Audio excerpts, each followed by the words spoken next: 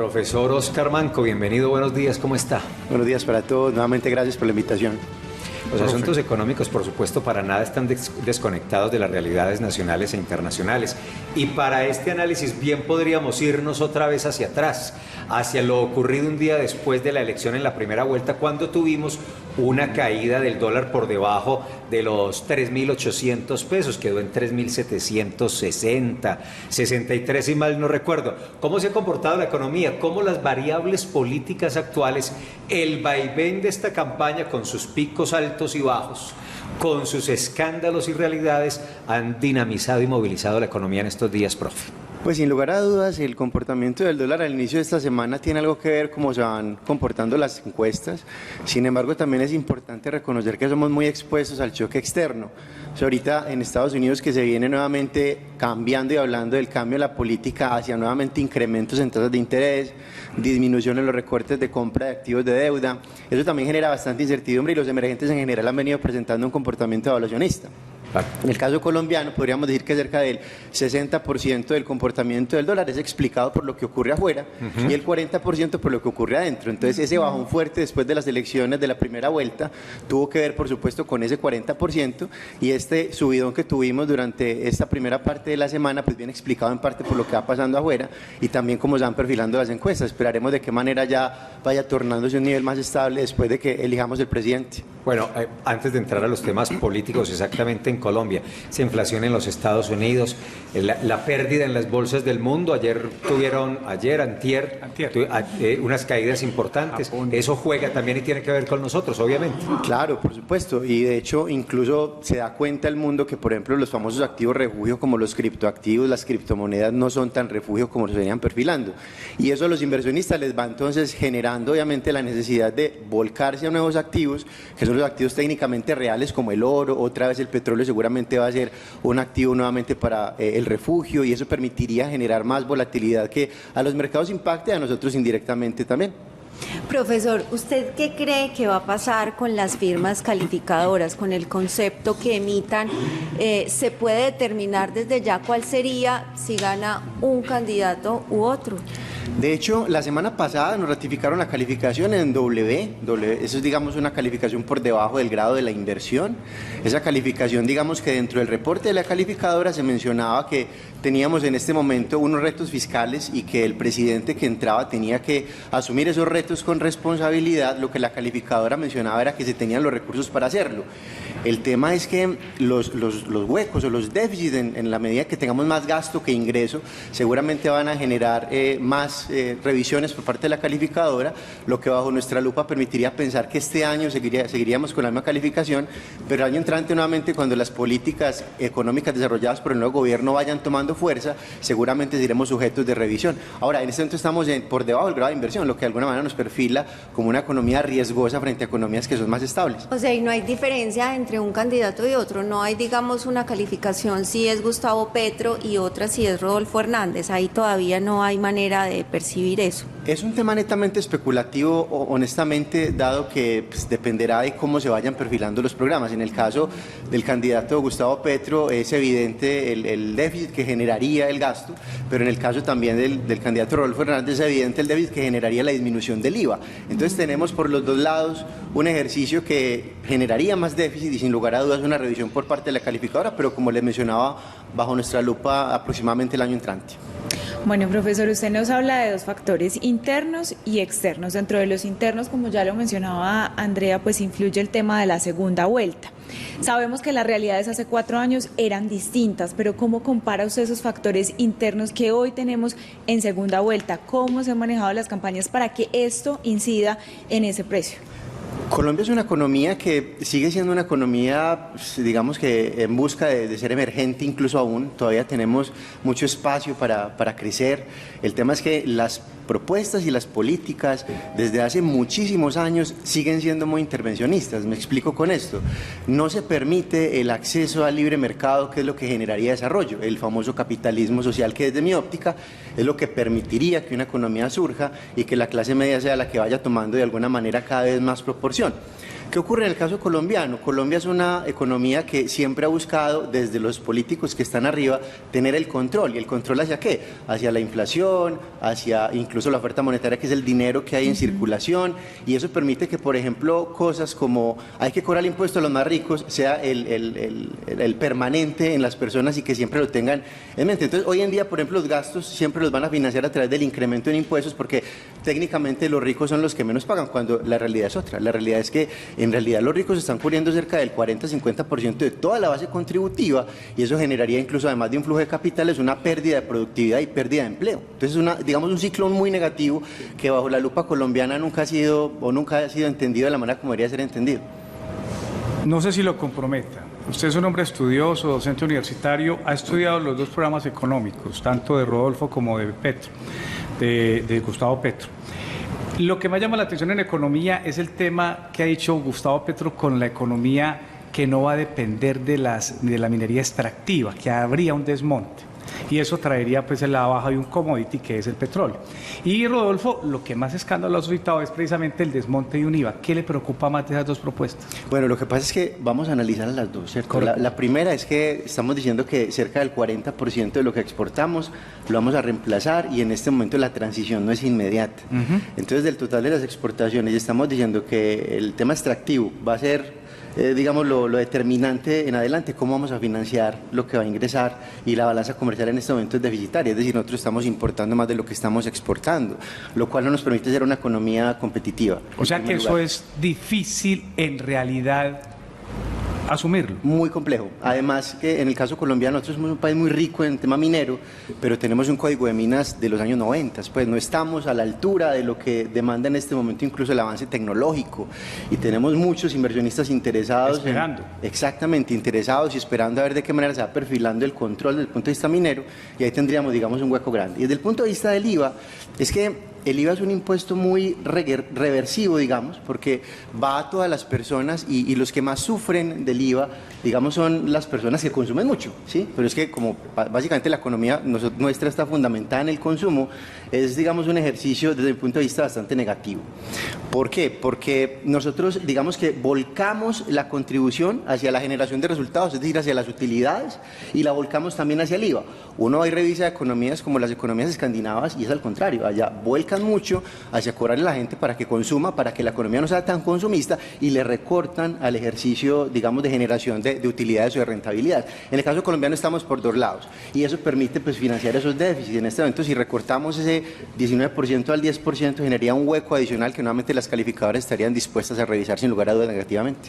Oscar, ¿qué tan temerosos son los capitales y los inversionistas de cara a un cambio de gobierno? Porque hoy el escenario en Colombia es un poco de incertidumbre, de saber no solo quién va a quedar, sino quién quede, con qué políticas llega, porque llega supuestamente con teorías de cambio. En ambos casos, cambios diferentes, por supuesto cada uno propone un cambio distinto.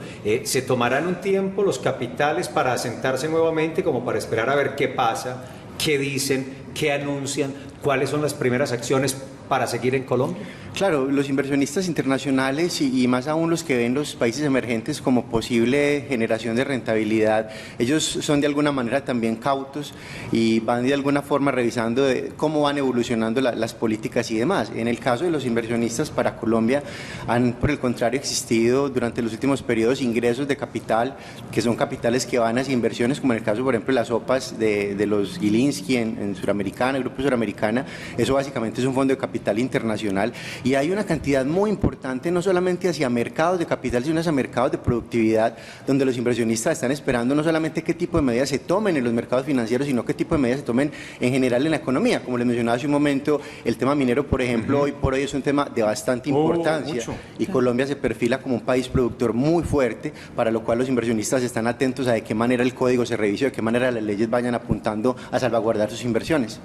Profesor, y en cuanto a la reforma económica planteada, siempre es uno de los puntos álgidos de todos estos programas de gobierno. ¿Cómo ve usted esa propuesta de una reforma tributaria para recaudar unos 50 billones de pesos que se ha planteado por parte de Gustavo Petro? Y en realidad no conocemos muy bien qué es lo que está planteando en este sentido Rodolfo Hernández. ¿Cómo ve usted ese punto? Bueno, yo soy amigo del libre mercado y del capitalismo social en realidad. ¿Y eso qué quiere decir? Básicamente, Digamos que las espirales negativas que se presentan en Latinoamérica funcionan de la siguiente manera. Hay que subir los impuestos para financiar el gasto social y para financiar la distribución de la riqueza.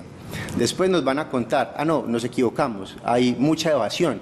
Entonces lo que debemos hacer es nuevamente revisar el impuesto porque no nos alcanzó. Y eso es lo que genera, esas reformas tan agresivas y tan, digamos, poco entendidas, lo que genera es incremento en la burocracia. Entonces uno va viendo los tamaños del Estado que van creciendo significativamente cuando en ninguna parte nos dicen que el Estado es el que en realidad sabe administrar el recurso. Es que el Estado se convierte como en juez y parte. Entonces usted es rico y tiene, digamos, la plata para pagar, pague. Usted, digamos, necesita, entonces tenga el subsidio. Yo soy de los que pienso, como alguna vez lo he mencionado, que los estados se miden es por la cantidad de personas que van abandonando los programas de asistencia social, no los que van ingresando. Y los estados siempre están buscando, y en el caso colombiano es muy evidente, van buscando ingresar personas hacia el aparato, hacia ese aparato de entrega de subsidios y atención social, que permite, como le mencionaba, incrementar cada vez permanentemente el gasto, y esas reformas son de cada 3, cada 4 años, porque el gasto no aguanta, y no es porque finalmente las personas cada vez vayan entrando más a esos niveles de pobreza, sino que a los estados en realidad les conviene el control. Entonces, eso es lo que permite que se incrementen las deudas, que hoy por hoy cada colombiano esté debiendo entre 25 y 30 millones de pesos, cada uno de nosotros debe esa plata y que seguramente se vaya a incrementar. Entonces, más bien una economía desde la visualización o desde ese asistencialismo, es una economía más regresiva que progresiva. El progresismo es una palabra que en realidad me parece muy bonita, pero en realidad ha sido muy amasada porque justamente lo que pretenden es eso, tener más control de la gente. Profesor, independiente de lo que pase este domingo, la tendencia del dólar es a seguir subiendo por factores externos. Bueno, externamente, como les mencionaba, sí, efectivamente lo que pasa en Estados Unidos nos afecta mucho, es nuestro principal socio comercial, no podemos desatender eso. Además de lo anterior, pues en Estados Unidos la situación inflacionaria es elevada, es elevadísima, la situación de gasto público es elevadísima, es una política incluso bastante similar al caso colombiano.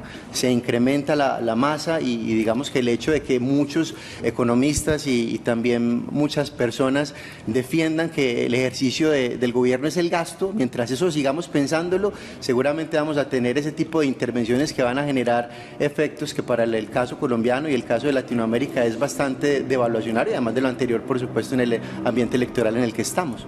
Este es un Estado que alimenta la trampa de pobreza, ¿cierto?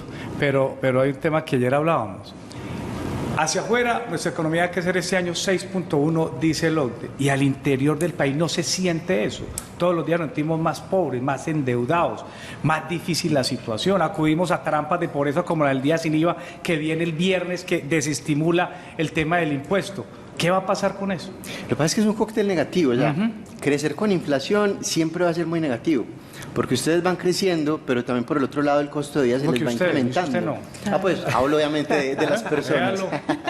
Las personas estamos, digamos, inmersos en una situación de crece la economía, pero crece la inflación también. Exacto. Entonces el poder adquisitivo disminuye, ¿sí? Entonces es muy bonito que nos vean desde afuera con un aumento pues del XY%, pero ese aumento hay que considerar que viene de una base en la cual pues la pandemia nos permitió decrecer, y en esa base pues claramente siempre mostraremos un crecimiento positivo. Entonces el tema es cómo lograr ese equilibrio. Yo particularmente pienso que a través de elementos como las alianzas público-privadas, entender que el que es eficiente en el manejo de recursos del sector privado y del público simplemente tiene que encargar de hacer que las cosas fluyan y ya está.